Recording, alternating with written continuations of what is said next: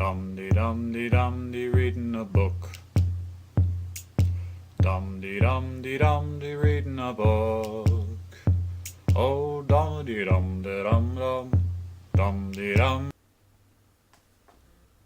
Oh my god, it's Thursday! Dum-de-dum-de-dum.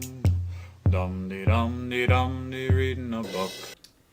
What is up, great perhapsers? It is Thursday, and I nearly forgot that fact. With spring break looming next week, that kind of slipped my mind, because it's like one of the few nights that I haven't had a lot of really major homework other than a couple reading assignments, and I just started getting in that mode of relaxation.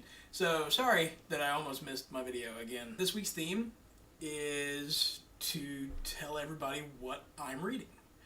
I picked this just because I'm in the middle of reading quite a few books myself, so I figured I could, share with the group. First of all, I'm reading Speak by Laurie Halse or Halsey. Really good book. Really enjoyed it. I'm not done with the book just yet. We're supposed to be done by today, but I am a little behind in my reading. So, there's that one.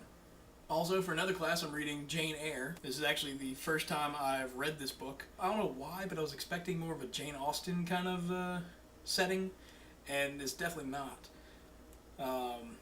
But, considering it's a Bronte, I should have figured it would be a darker tale. I always assumed this fell in the same category as Jane Austen novels. I don't know why. Right beside them, by Kittle, and this is a book I'm reading for my Writing for Teachers class, which I've been thoroughly enjoying.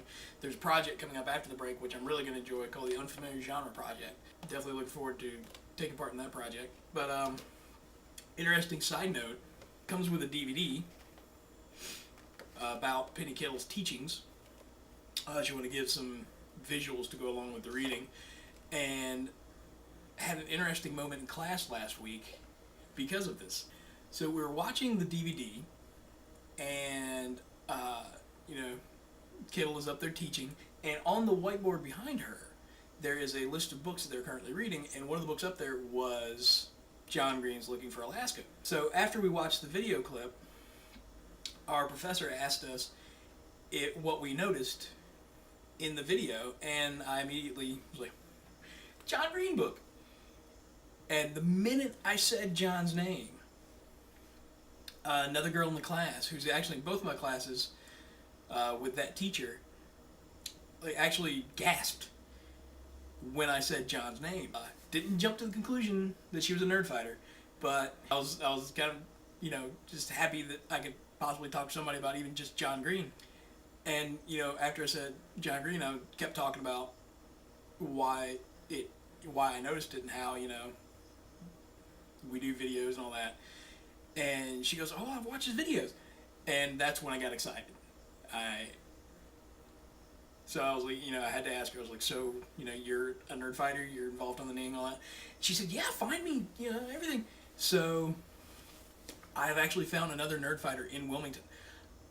I had given up hope that there were any of us here. There at least is one other Nerdfighter in Wilmington, and I'm very happy to say that.